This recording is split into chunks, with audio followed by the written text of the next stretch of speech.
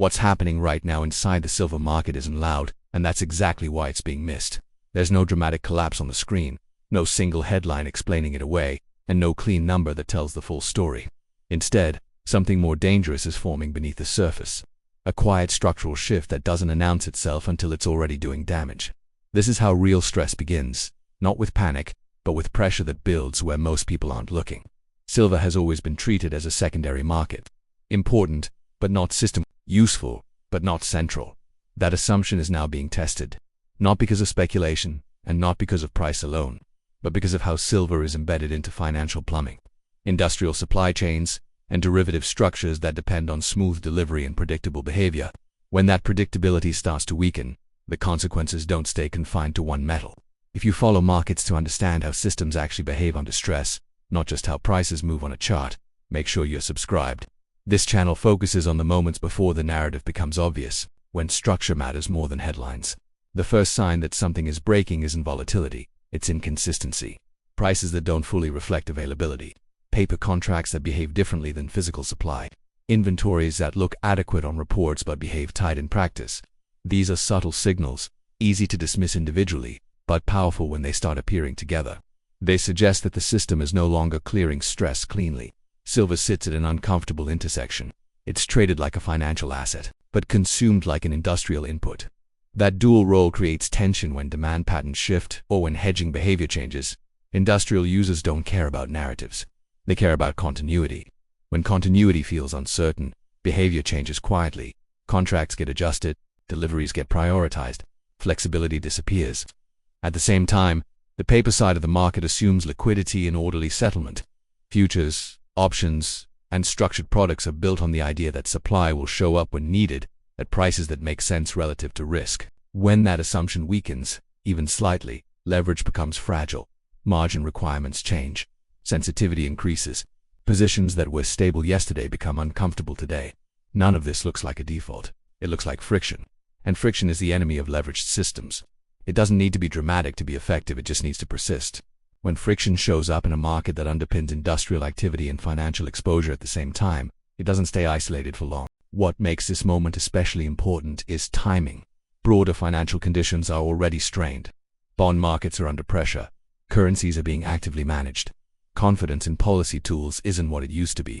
In that environment, small imbalances matter more. They propagate faster. And they expose assumptions that worked only when everything else was calm. This is why silver matters here, not as a headline asset, but as a signal. When something begins to break inside a system, it often shows up first in markets that are considered boring, secondarily, or well understood. By the time attention shifts there, the adjustment is already underway. We're still early enough that this sounds abstract, technical, easy to put off. That won't last. As pressure continues to build, the effects become harder to ignore, and the explanations become more urgent. The reason this kind of stress goes unnoticed for so long is because its docency violates expectations immediately. On the surface, the silver market still looks functional. Prices trade, contracts settle, reports get published, nothing appears broken in a way that forces instant attention. But systems don't fail when they stop working altogether. They fail when they keep working, just not the way participants assume they are. The first cracks usually show up in behavior, not data. Participants start acting defensively. Delivery preferences change. Flexibility quietly disappears. Market makers widen spreads without explanation. Large players stop taking the other side of trades they used to welcome. None of this makes headlines, because none of it looks dramatic in isolation. But taken together, it signals a system that's becoming harder to rely on. This is where mainstream coverage tends to miss the point. When silver does get mentioned, the focus stays on price direction. Up or down, bullish or bearish. That framing assumes price is the problem to be solved. In reality, price is often the symptom. The deeper issue is whether the market is still clearing stress efficiently or whether it's simply passing it along.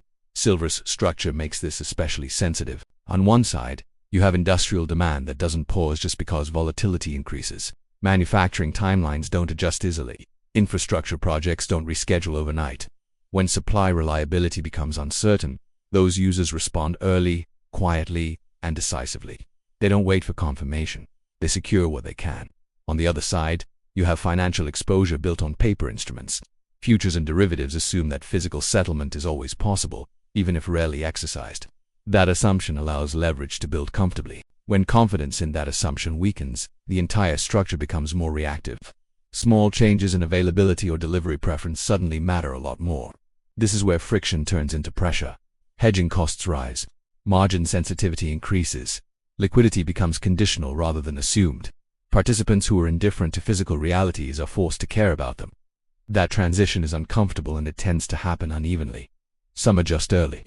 Others wait for clarity that never comes. What makes this phase dangerous is that it's still easy to explain away. Temporary imbalance, seasonal demand, technical noise.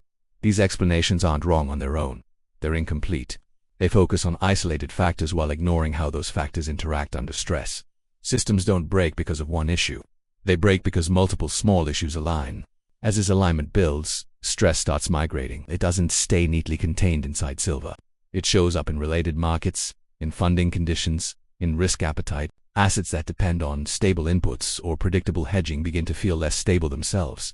The connection isn't obvious to most observers, but it's very real to those managing exposure. This is the stage where attention is still optional, but awareness is critical. The system hasn't snapped, it's tightening. And tightening systems don't warn loudly before they force adjustment. They simply reduce room for error until one decision cascades into many. We're now firmly in that window, where the signals are subtle but consistent. Missing them doesn't mean you're wrong today. It means you'll be surprised later. When the adjustment feels sudden but wasn't, the transition from pressure to consequence usually happens when leverage meets uncertainty. That's the point where systems stop absorbing stress quietly and start amplifying it. In the silver market, leverage doesn't sit where most people expect. It isn't just about speculators chasing price.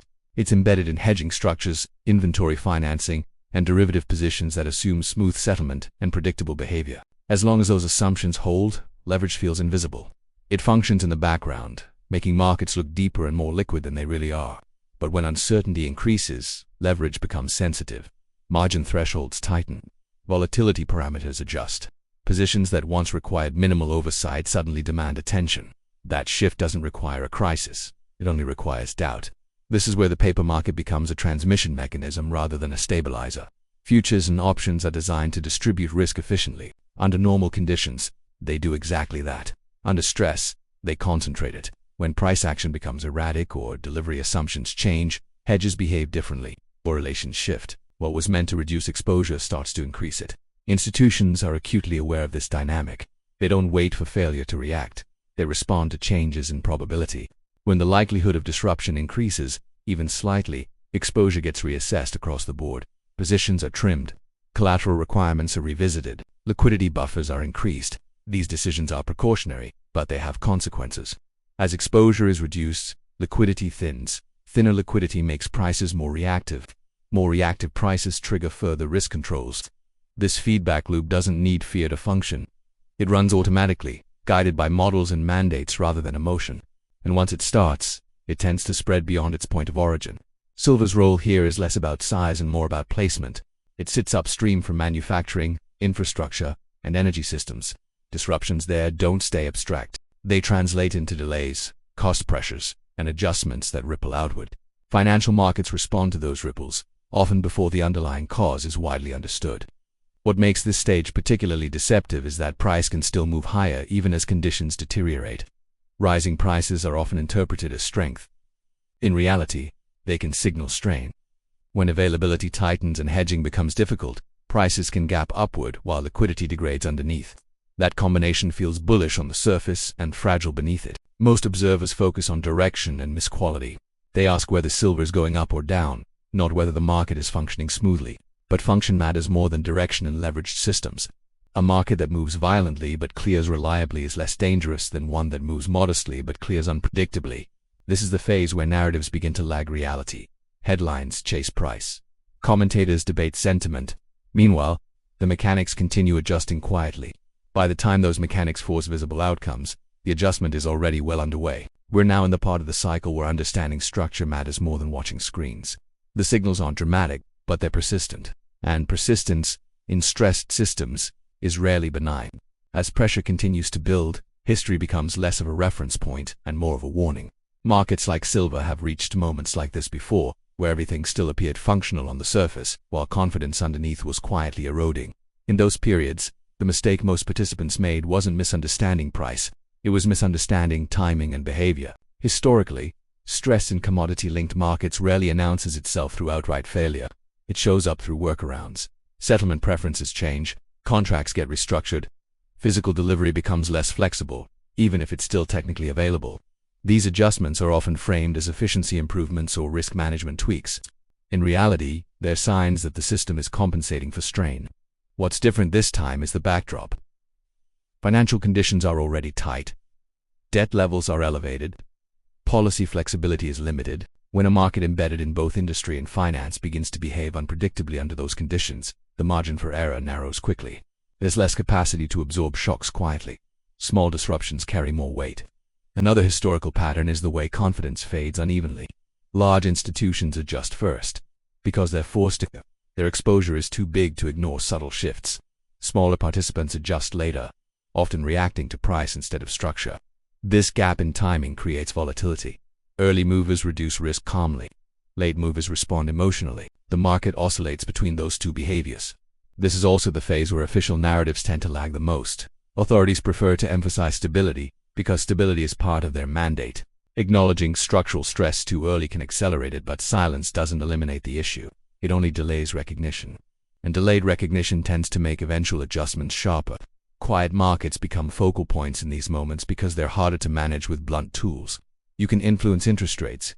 You can provide liquidity. You can signal intent. You can't easily fix supply constraints or force predictable behavior in physical systems.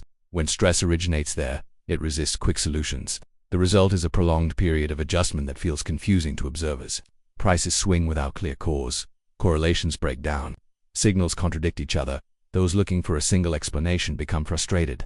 Those watching structure recognize a system in transition. This is where expectations matter most. If you expect clarity, this phase is disorienting. If you expect disorder, it's familiar. Systems under strain don't resolve cleanly. They recalibrate through trial and error. That process produces noise, not answers. We're now approaching the point where the quiet adjustments happening behind the scenes begin to shape outcomes more visibly, not through a single event, but through accumulation. The system doesn't need to fail to change. It only needs to stop behaving the way it used to. What ultimately defines the final phase of moments like this isn't a dramatic breaking point. It's a shift in behavior across a system. By the time pressure becomes obvious to everyone, the most important adjustments have already been made quietly. Liquidity has become selective, flexibility has narrowed, and assumptions that once felt safe are no longer treated as guarantees. At this stage, the silver market doesn't need to collapse to matter. It has already done its job by exposing fragility. When a market that sits at the crossroads of industry and finance starts behaving unpredictably, it forces a broader reassessment of risk. Participants stop asking how far prices can move and start asking how reliable the system really is. This is where many observers misinterpret what they're seeing. They expect resolution in the form of a clear outcome, a spike, a crash, a headline that ties everything together. But systems rarely offer that kind of closure. Instead, they evolve. Stress migrates. Conditions tighten in some places and loosen in others. The landscape changes unevenly. Silver's role in this final phase is reflective, not causal. It mirrors adjustments happening elsewhere. When confidence in inputs, settlement, or funding weakens, assets tied to physical reality and trust respond over time. Not because they're perfect hedges, but because they sit outside certain promises. That response isn't immediate, and it isn't linear. It unfolds as behavior changes. The real risk for most participants isn't being wrong about direction. It's expecting the system to return to a familiar rhythm. Once assumptions are questioned, that rhythm rarely comes back unchanged. Volatility becomes a feature rather than an exception. Liquidity becomes conditional rather than abundant. Planning requires flexibility instead of conviction. If you've followed this entire breakdown, you've already stepped out of the most common trap. You're thinking in terms of structure instead of spectacle. It's process instead of prediction. That perspective doesn't eliminate uncertainty, but it makes it manageable. I'm curious what you're seeing as these shifts continue to unfold. Are you noticing tighter conditions, changing behavior, or subtle disruptions where stability used to be assumed? Share your thoughts in the comments. Conversations like this help surface signals before they become headlines. And if this helped you understand what's really happening beneath the surface, consider sharing it with someone who's still focused on the obvious moves. The forces that shape outcomes are often the quiet ones.